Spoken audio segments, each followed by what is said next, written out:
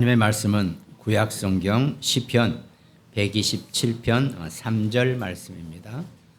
시편 127편 3절 말씀을 우리 함께 천천히 합독합니다. 보라, 자식들은 여호와의 기업이요 태 열매는 그의 상급이로다. 아멘. 여호와의 기업이라 그랬습니다.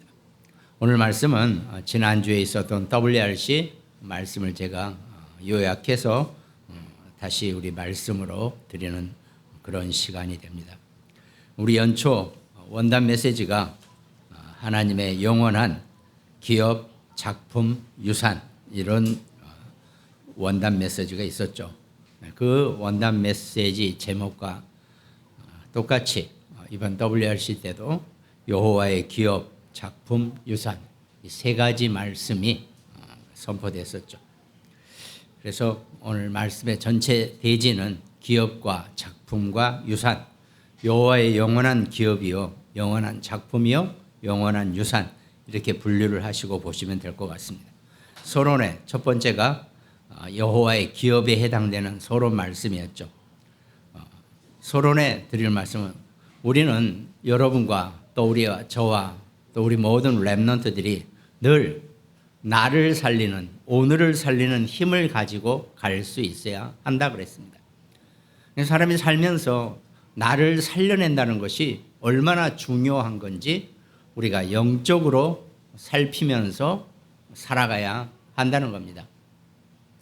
그럼 내가 나를 살리는 거지라고 생각하실 수도 있겠지만 나를 살려낸다는 것이 어떤 의미가 있는지를 잘 영적으로 볼 수 있어야 한다는 거죠. 또 그것이 오늘을 살리는 힘이라고도 표현할 수 있다는 겁니다. 그래서 그 오늘을 살리는 힘을 가지고 나아가기 위해서 그 기업에 대한 내용이 사실은 언약적 기업이라고 표현할 수 있겠죠. 그 기업의 내용이 이스라엘과 237 5천 종족의 후대들이 여호와의 언약적인 기업이라고 해도 우리가 표현할 수 있다는 겁니다. 복음, 언약, 그러니까 여호와의 기업에 해당되는 부분은 언약적인 기업을 의미합니다.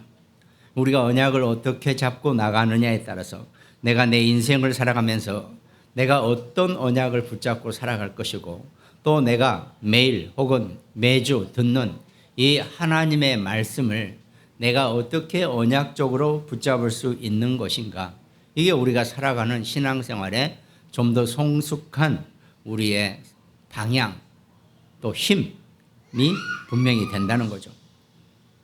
그래서 구체적인 내용으로 이스라엘과 237과 5천 종족 후대가 여호와의 언약적 기업이다 그랬습니다.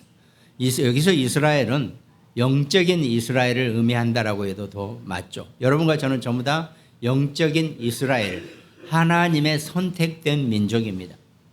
이스라엘 사람 유대인들이 자기네들이 선민이라고 하는 것은 틀린 얘기는 아니에요. 선민은 맞습니다. 근데 그 선민이라는 의미 자체가 자기네들뿐만 아니라 온 세상에 하나님께 선택받은 모든 사람들이 선민이라고 하는데 자기네만 오직 우리만 선민이다. 이게 이제 이스라엘의 유대인들의 잘못된 거죠.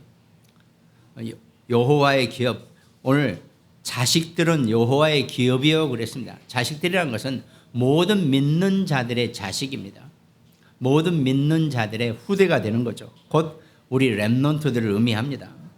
렘넌트들이 여호와의 기업이 된다는 거죠. 그래서 이 복음은 전 세계 살리는 빛이고 사람 살리는 생명이고 또 237 5천 종족으로 나아가는 길이 될 수 있는 것이 복음이라 그랬습니다. 그럼 기도는 성삼위 하나님의 능력과 보좌의 시공간 초월이 기도라고 우리가 그렇게 요약할 수 있다는 겁니다. 여러분과 제가 기도할 때 성삼위 하나님의 능력이 임하시고 보좌의 시공간 초월하는 능력이 우리와 함께 역사하고 응답하는 것, 이것이 기도의 내용이라는 겁니다. 이것이 서론의 첫 번째 내용으로 오늘을 살리는 힘이라 그랬습니다. 서론의 두 번째는 세상 바꾸는, 세상 살리는 힘을 가지고 가라 그랬습니다. 왜 그러냐면 세상을 우리가 왜 바꿔야 합니까? 우리 세상을 바꿔야 한다라고 얘기하는데 바꾸는 게 무조건 가서 뭐 엎어라 뒤집어라 이 얘기를 하는 게 아니고 세상 자체가 이미 오랜 세월 동안 창세기 3장 이후에 흑암으로 딱 세팅이 되어버렸다 이겁니다. 이게 세상의 모든 구조는 전부 다 사단이 흑암으로 엮어놓은 그런 거기 때문에 빛을 가진 복음을 가진 여러분과 저와 우리 자녀 우리 후대가 그 세상에 나가서 그 흑암의 것을 바꿔라 그것을 살려내라 이런 의미로 세상 바꾸는 힘 이렇게 표현하는 겁니다.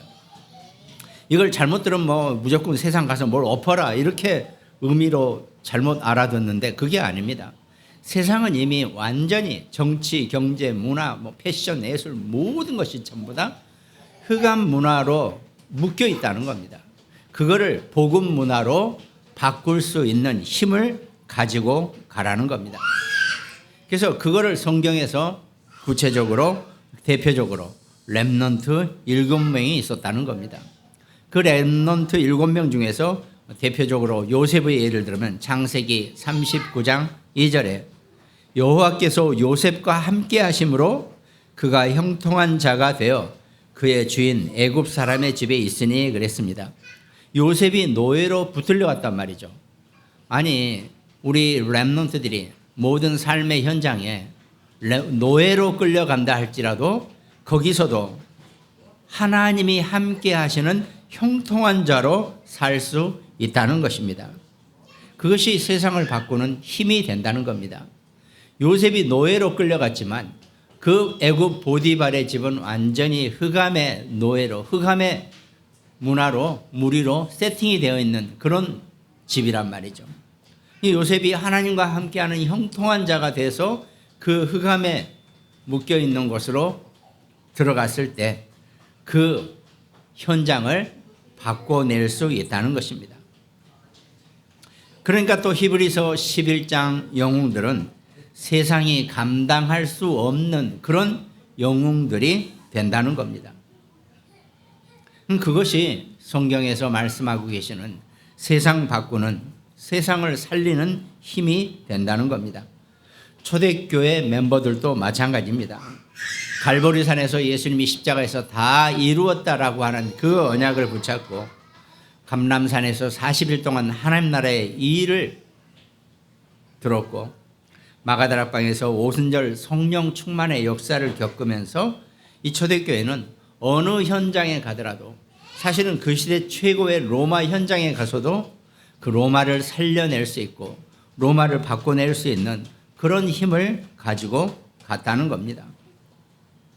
그리고 세 번째로 여호와의 유산에 해당되는 부분으로 시대를 살리고 변화시키는 힘을 가지고 가라 그랬습니다.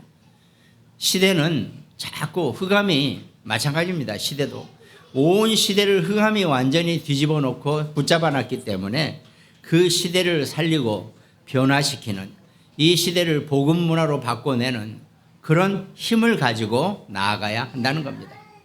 그러니까 여러분이나 저나 우리 후대 렘넌트들이 삶의 현장에 세상에 나갈 때 이 영적인 복음의 힘이 없이는 절대로 사람을 살릴 수 없고 현장을 살려낼 수 없고 또 나도 거기 들어가면은 꼼짝없이 나도 죽어가는 복음은 받고 하나님의 자녀가 되었지만 그 현장의 흑암에 내가 묶여가지고 나도 죽어버리는 그런 상태가 되기 때문에 나를 살리는 오늘을 살리는 힘을 가지고 가야 된다 그랬고 두 번째로 세상 바꾸는 세상을 살리는 힘이 있어야 한다 그랬습니다. 그리고 세 번째가 시대를 살리고 변화시키는 힘을 가지고 가라 그랬습니다. 그것이 하나님의 세 번째가 유산이라는 거죠. 하나님 여러분과 저를 우리를 파수꾼으로 분명히 부르셨다는 겁니다. 그러면 우리는 뭘 하는 게 아니고 여러분과 저는 누리는 것입니다. 사실 군대 가서 봤지만 파수대 위에 올라가면 할 게 없어요. 그러나 졸지 말고 전방을 똑바로 주시하면서 눈을 부릅뜨고 내가 살아 있어야지 파수대를 지킬 수 있는 겁니다. 그게 안 되면은 내가 거기 가서 내가 정신을 놓고 힘을 잃어버리고 쓰러지거나 잠을 자버리면은 완전히 망하는 거죠.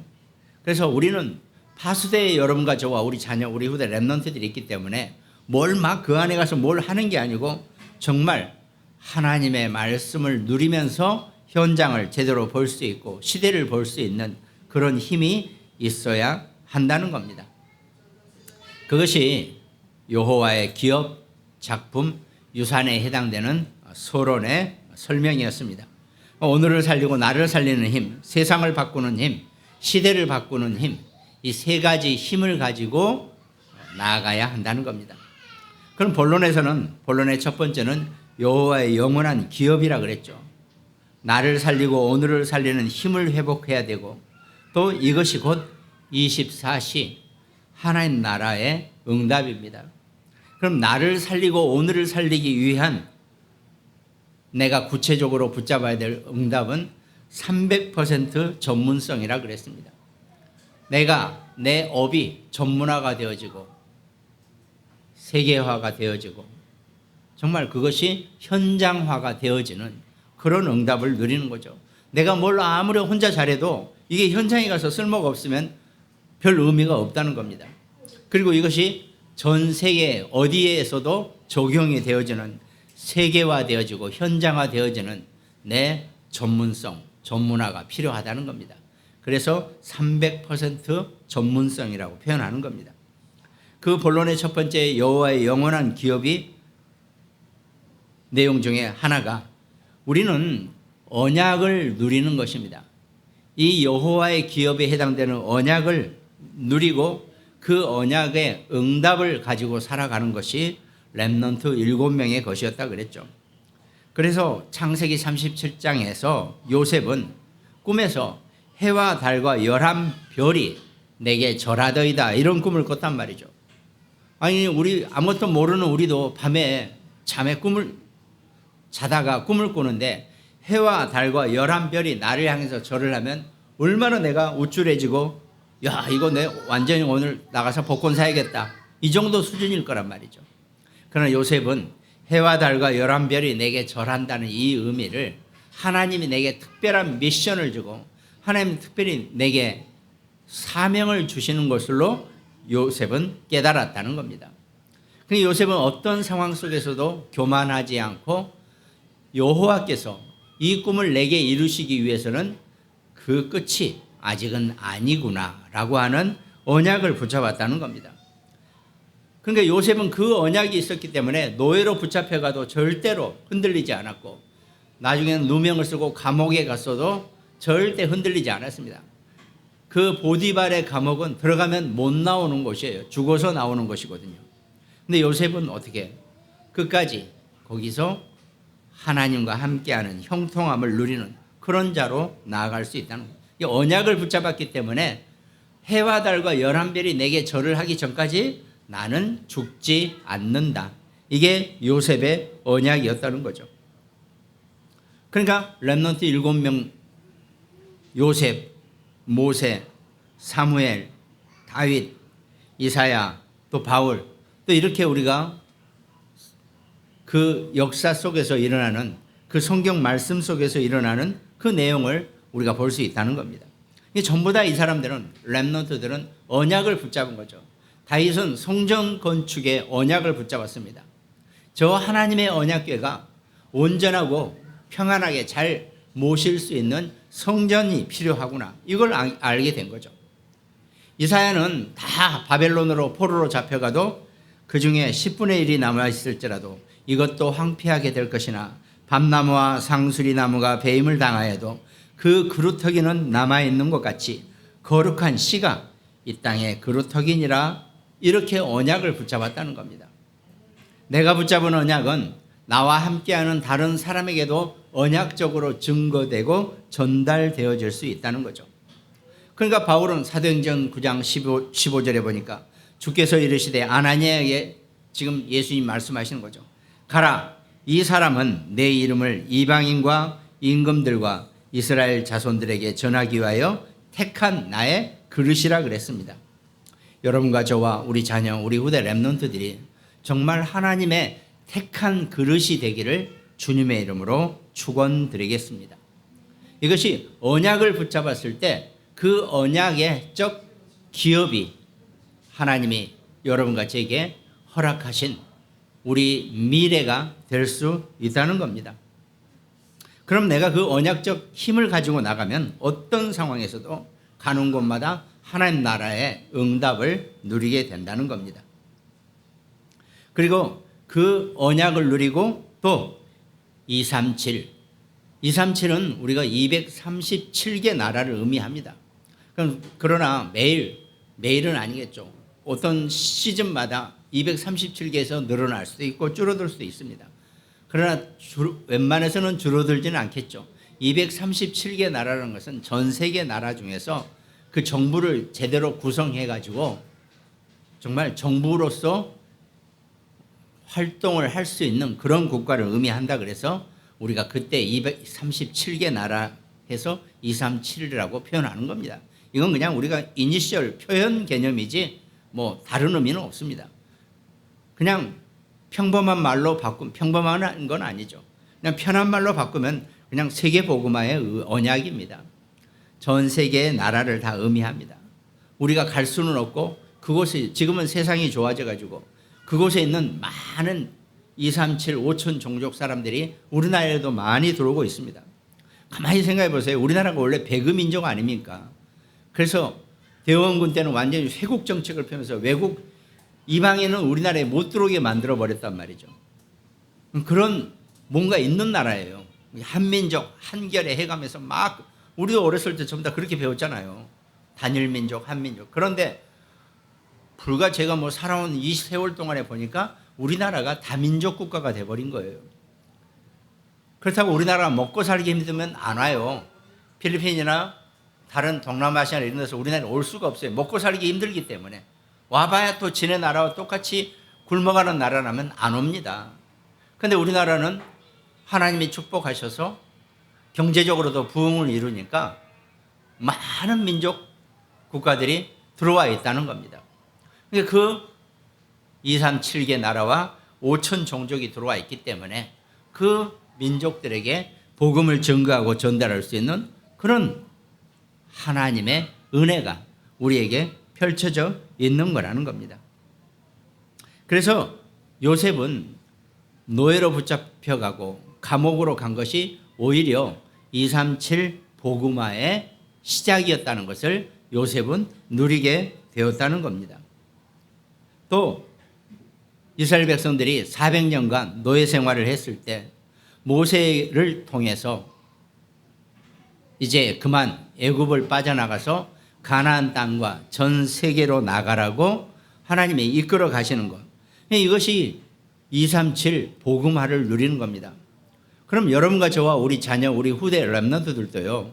우리나라에만 사는 것이 아니라 정말 237 복음화의 언약을 붙잡고 있으면은 적어도 우리 아이들이 우리 나이 때 되면은 정말 제가 가끔 얘기하지 않습니까? 아침은 집에서 먹고 나오고 점심은 일본 가서 먹고 저녁은 저기 미국 가서 먹고 밤새 돌아오고 뭐 이런 전 세계를 마음대로 움직일 수 있는 그런 우리 자녀들이 우리 후대가 정말 서밋의 삶을 살기를 우리가 기도하고 언약을 붙잡으면 하나님 틀림없이 그렇게 해 주시게 되어 있다는 겁니다.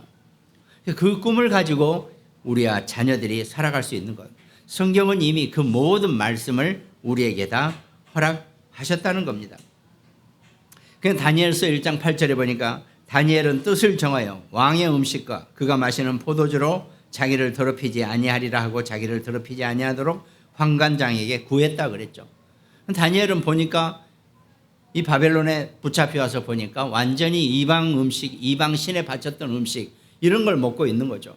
자기는 내 몸을 그렇게 내 영을 더럽힐 수가 없으니까 난 그거 안 먹는다. 이렇게 뜻을 정하고 환관장에게 우리는 그거 안 먹어도 그 고기 음식 안 먹어도 우리의 유대식 음식만 먹어도 우린 충분히 정말 누가 보더라도 건강하지 않는 그런 모습을 보이지 않게 할 것이다. 이렇게 얘기한다는 겁니다. 237 복음화를 누리는 것. 그것이 언약이 되는 겁니다. 여러분과 저가 우리 자녀와 우리 후대가 가질 언약은 정말 237 5천 종족의 의미를 깨닫고 정말 우리 아이들이 마음껏 전 세상을 다니면서 움직일 수 있는 그런 축복을 누릴 수 있어야 한다는 겁니다. 그러니까 요셉이 나중에는 총리가 되었을 때는 5천 종족을 살려내는 그런 역사를 결국은 이루잖아요. 고대 근동 그쪽 지역에서 완전히 다 7년 흉년이 왔을 때 오직 요셉이 총리로 있는 애굽만 쌀이 넘쳐난다는 겁니다. 그러니까 5천 종족이 다 몰려가지고 쌀 좀 주세요라고 했을 때 물론 요셉은 그냥 주지 않았겠죠. 그 모든 땅을 다 사버리는 겁니다. 그럼 너네 땅 내놔라, 쌀 줄게. 그럼 당장 굶어 죽는데 땅이 뭔 필요 있어요. 다 그래요. 그러니까 애굽이라는 나라 자체가 어마어마한 땅을 소유하게 된다는 거죠.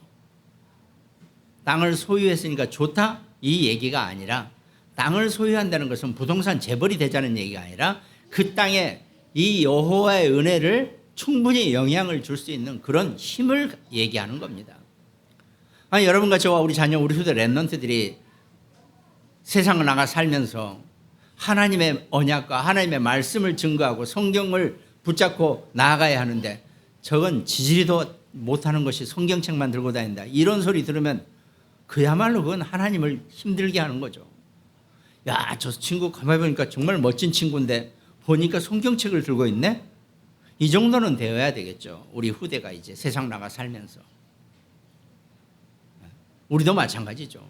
야, 사람 참 괜찮아 보였는데 교회 다니는 사람이었구나. 믿는 사람이었구나. 이런 얘기를 듣고 살아야지. 저거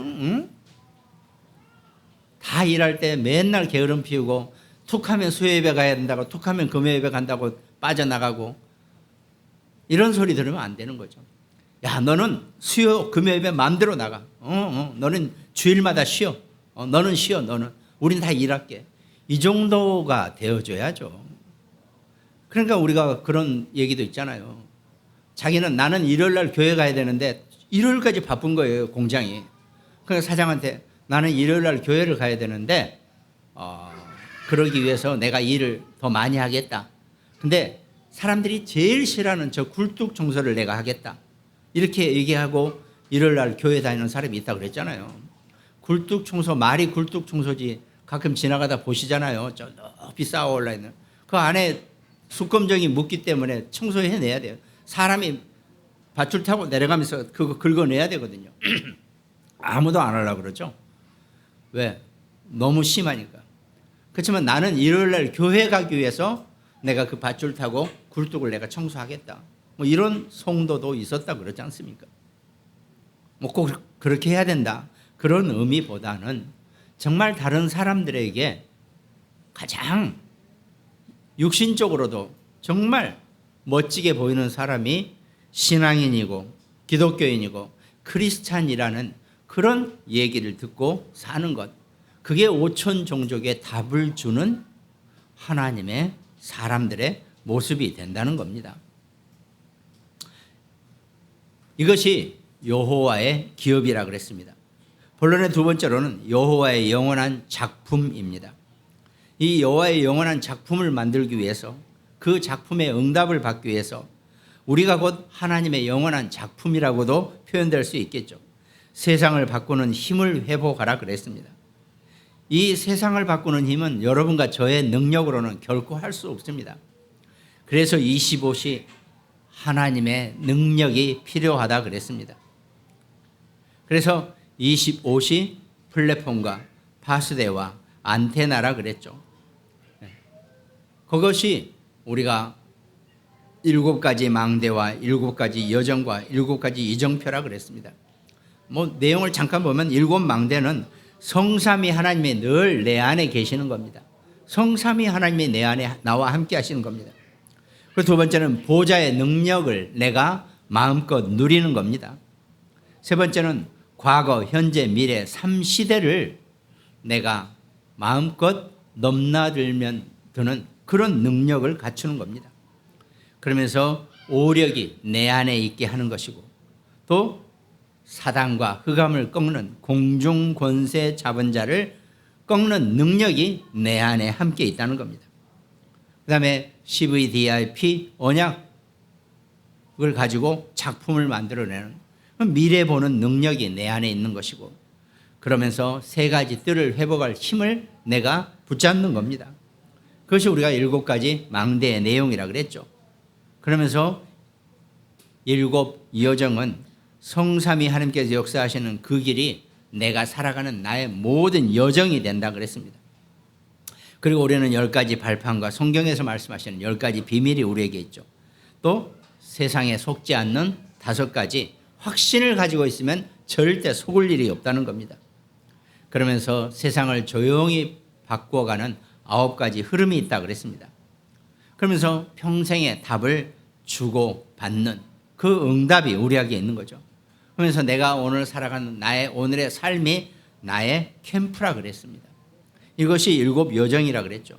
또 7 여정편은 갈보리산, 감람산, 마가다락방, 또 안디옥과 아시아의 축복이라 그랬죠. 이건 초대교회 멤버들이 쭉 현장을 갔던 그 길을 의미합니다.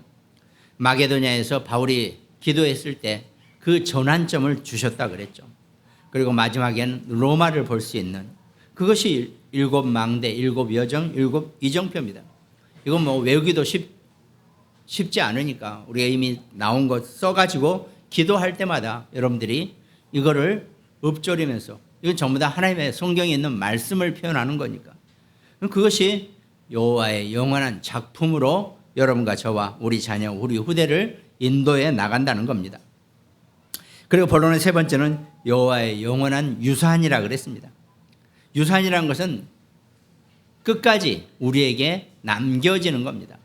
어떤 사람은 살면서 유산이 있는 사람도 있고, 어떤 자녀들은 유산을 못 받은 자녀들도 있겠죠. 근데 그건 눈에 보이는 것입니다. 보이지 않는 이 영적인 유산은 성경의 하나님의 말씀을 통해서 이거는 절대로 없어지지 않는 유산입니다. 그리고 이 유산으로 힘을 얻으면 절대로 부족하지 않고 절대로 닳아 없어지지 않는 그런 힘을 가질 수 있는 것이 영원한 유산이라 그랬습니다. 하나님의 것은 시공간을 초월한 영원의 것이기 때문에 이 영원한 유산을 여러분과 저와 우리 자녀, 우리 후대가 가져가게 된다는 거죠. 이것이 보좌의 배경입니다.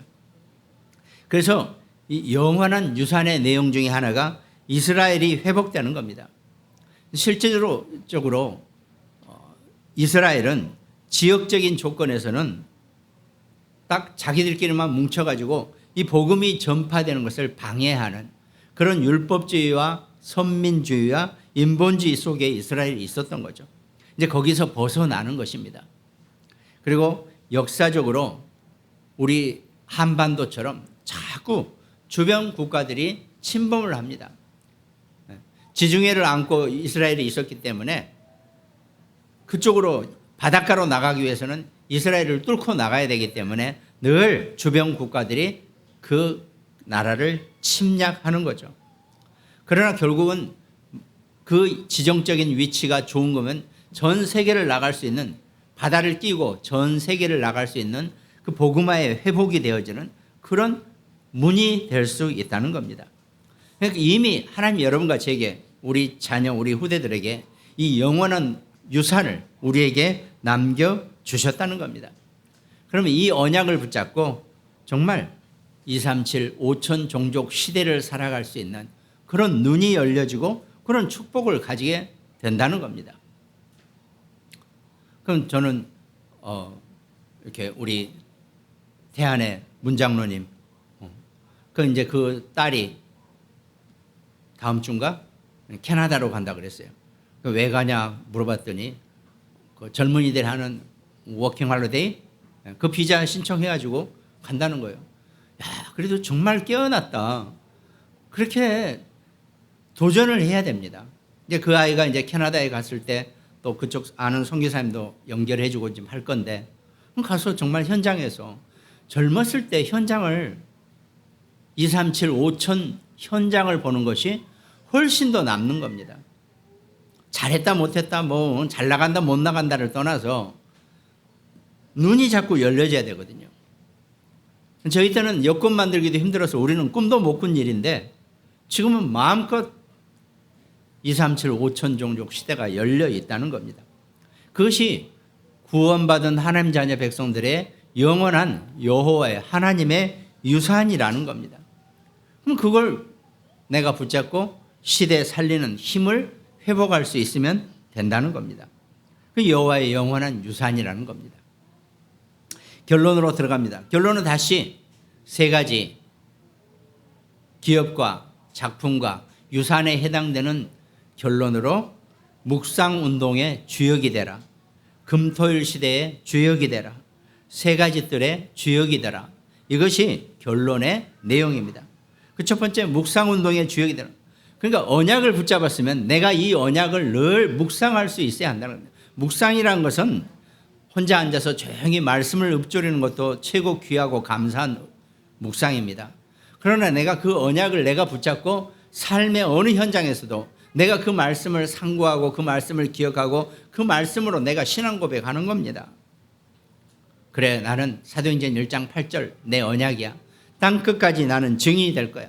그럼 어떤 상황에 어디에서 어떤 어려움에 부딪힌다 할지라도 우리 자녀들이 렘넌트들이 그래, 나는 땅 끝까지 증인의 삶을 살 거야.